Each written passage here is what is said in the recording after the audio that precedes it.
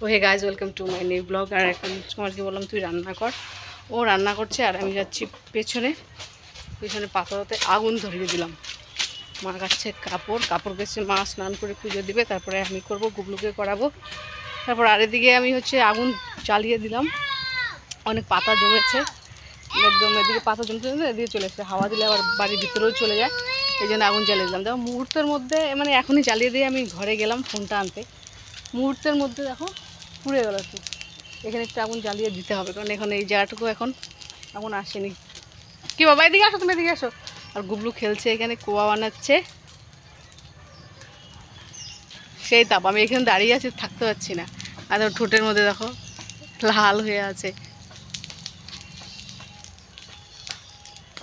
এদিকে আসো, ব্যথা লাগছে একটু। এই ভেজলিন দিয়ে রাখলাম সকালবেলা, রাত্রিবেলা বোরোলিন দিলাম, তার একদিন রাত্রিবেলা বড়ো প্লাস দিলাম। এই জায়গাটা মানে কী বলবো, একটা গোটার মতো উঠে গেছিলো, ওটা মানে ভিতরে চিপ এরকম চাপা দিয়েছি, তো একটা ছোট্ট একটা দানার মতো বেরিয়েছে, তারপর থেকে এরকম হয়ে গেছে, হয়তো শুকিয়ে যাবে তাড়াতাড়ি।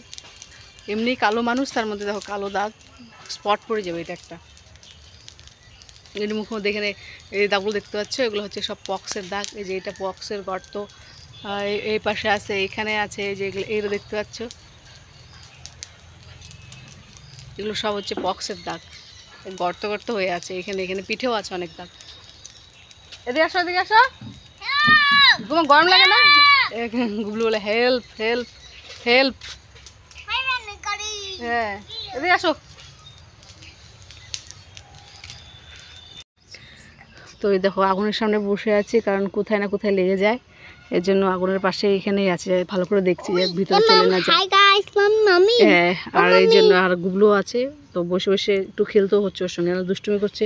তো দেখো আমি এবার কুয়ো বানাবো। হ্যাঁ, এবার কুয়ো বানিয়ে দিতে হচ্ছে। এই দেখো কোন কুয়াটা, এটা এই দেখো কুয়ো কেমন করে বানাতে হয় দেখছো?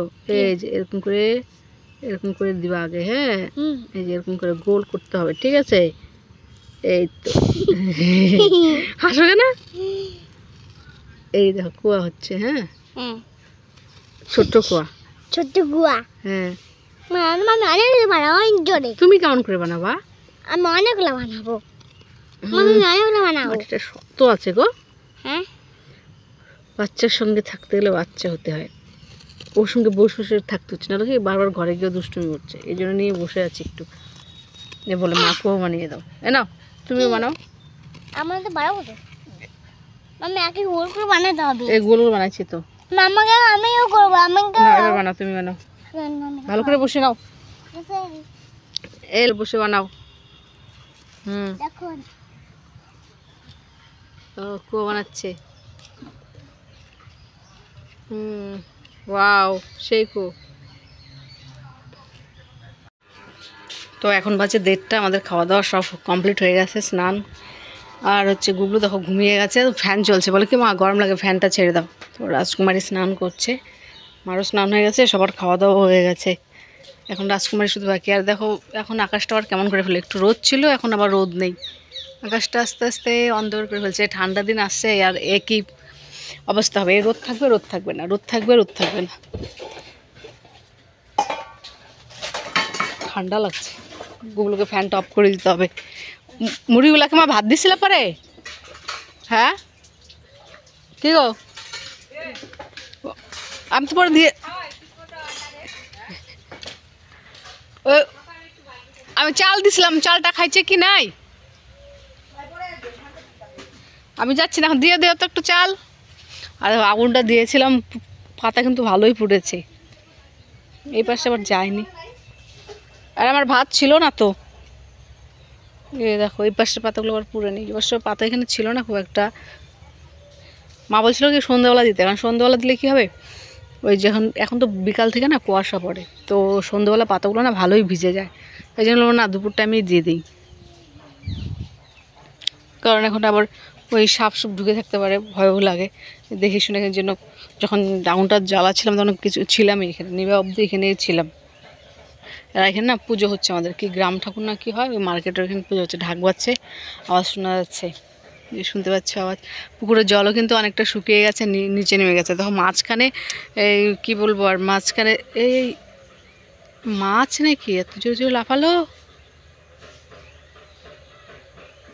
না না, পাখি পাখি, আচ্ছা আচ্ছা, পাখি ভিতরে স্নান করছে। তো দেখো জলটা কেমন করে ছড়াচ্ছে, তখন কি মাছ মনে হয় লাফাচ্ছে ওখানে। আর পুকুরে যেটা বলছিলাম, পুকুরে এই জঙ্গলগুলো খালি দেখো এরকম হয়ে আছে, মনে হয় কি যে মাঠের মধ্যে যেরকম জঙ্গল থাকে না, ওরকম হয়ে আছে। এই যে পুকুরের মাঝখানে যে এরকম কচুরিপানা জঙ্গল, দেখলে মনে হবে না যে এটা পুকুর, মানে এরকম অবস্থা হয়ে আছে জঙ্গলগুলো, দেখলে মনে হচ্ছে মাঠ। এটা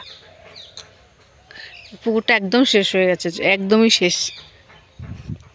আমার এখানে আসার পর পুকুরে একদম জল একদম পরিষ্কার পরিচ্ছন্ন ছিল, চারদিকে না একটা পাতা ছিল না কিচ্ছু ছিল, পুকুরের ভিতরে একদম পরিষ্কার, একটাও কচুরিপানা ছিল না।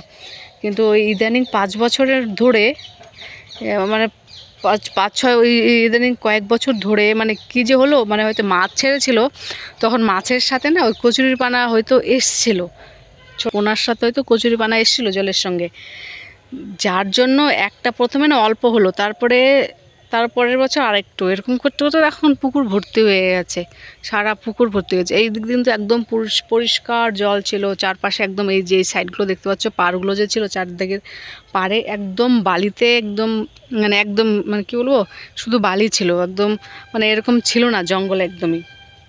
এই ফরেস্টের উপর সাইডে অল্প জঙ্গল হতো, আর এই নিচ সাইডগুলো না একদম পরিষ্কার থাকতো, এই সাইডে একদম চারদিকে থাকতো বালি, একদম বালিগুলো চকচক চকচক করতো, আর জল খুবই পরিষ্কার ছিল। আমরা এই যে এই পাশে ঘাট ছিল একটা, বটতলা সাইড দিয়ে না ঘাট ছিল, ওদিক দিয়ে যে রাস্তাটা দেখতে পাচ্ছ ওদিক দিয়ে একটা ঘাট ছিল, ওদিক দিয়ে আমরা নিচে নামতাম, ওইখানে নিচে নেমে কাপড় কাচতাম, কত স্নান করেছি, পাড়ার সবাই মিলে আমরা স্নান করেছি এখানে, কাপড় কাচতো অনেকে, স্নান করতো যখন জল পরিষ্কার ছিল। তারপরে এই অবস্থা হওয়ার পর থেকে আর পুকুরে আর যায় না কেউ। তার মধ্যে হচ্ছে কি, আর তার চেয়ে বড় কথা হচ্ছে হোটেলের যত নোংরা আবর্জনা আছে, মার্কেটের যত নোংরা আবর্জনা, মনে করো মাছের দোকানের, মুরগির দোকান, মাংসের দোকানের যত নোংরা আবর্জনা, মানে টোটেলের সব এই পুকুরের মধ্যে ফেলায়।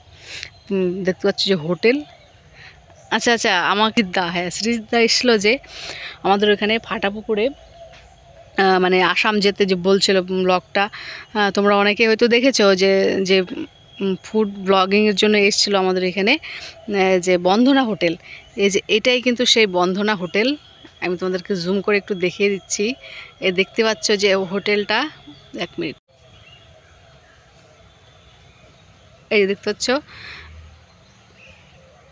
এই যে এটাই কিন্তু এই হোটেলটা যে আছে, এটাই কিন্তু বন্ধনা হোটেল, যেখানে সৃজিতদা এসেছিল ফুড ব্লগিংয়ের জন্য, 2 বার এসেছিলো। তো এটাই হচ্ছে সেই ফাটাপুকুরের বন্ধনা হোটেলের পেছনটা, তোমাদেরকে আমি জুম করে দেখালাম। তো যেটা বলছি, আমার বাড়ির পেছন থেকেই দেখা যায় পুরো হোটেলটাই, মানে পেছনটা আর কি, সামনেরটা তো দেখেছি, পেছনটা আর কি এটা। এখানে পরপর 2টো হোটেল আছে, একটা সন্দীপ হোটেল, বন্ধনা হোটেল। তো যেখানে সৃজিতদা এসেছিলো এই হোটেলে এসেছিলো ফুড ব্লগিংয়ের জন্য। এই যে হোটেলের পেছনটা দেখতে পাচ্ছ, এই যে এটা পেছনটা, হ্যাঁ এই যে। তো যাই হোক, তো চলো বাড়ি যাওয়া যাক, একটু শুবো। গুবলু ঘুমিয়ে গেছে, ওর ঠান্ডা লাগছে হয়তো, ওয়েদারটা কেমন হয়ে গেলো, তো মশারি টাঙিয়ে দে, একটা গায়ে একটা ঝাপটা দিয়ে দিই। কি হলো রে? তো এখন বাজে 5টা, মা সন্ধ্যা দিচ্ছে দেখতে পাচ্ছ। গুবলু আর রাজকুমারী গেছে, রাস্তায় হাঁটছে, লাইটটা জ্বালিয়ে দেই।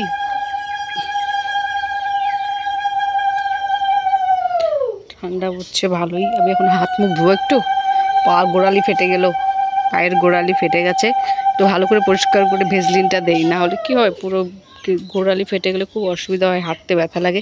এখনই না দিলাম, খাইছিস? চালগুলা খা।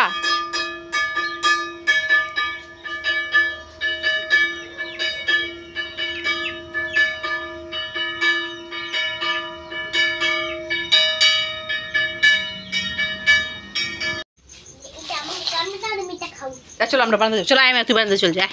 হ্যাঁ, তো চা বানিয়েছে, চা মুড়ি চানাচুর দিয়ে মাখলাম। দুপুরে কি বলবো, ভাত খেতে পারিনি, তো খিদে পেয়েছে, দুধ চা বানালাম। বস এখানে বস, চাটা নিয়ে আসি।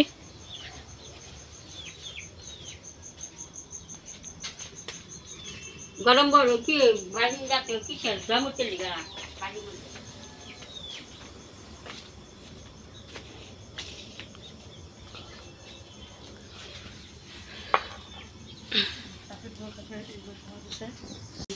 তবে না তো সামনে চলে কাজটা কাজটা চুটিয়ে দিন যা ওদের দিয়ে 200 টাকা হ্যাঁ 200 টাকার কথা দিচ্ছি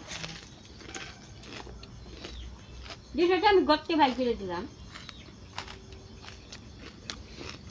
ওরা মায়ের বিটিকে কাচাল করে টাকা নিয়ে না বাবা আমি পয়সা নিলে কই আনি আমার তো কি শো আছে জানো হ্যাঁ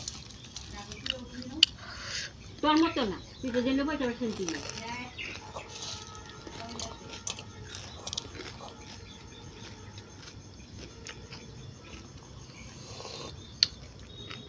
দিশে ঢাই দিকে কি কি দিবি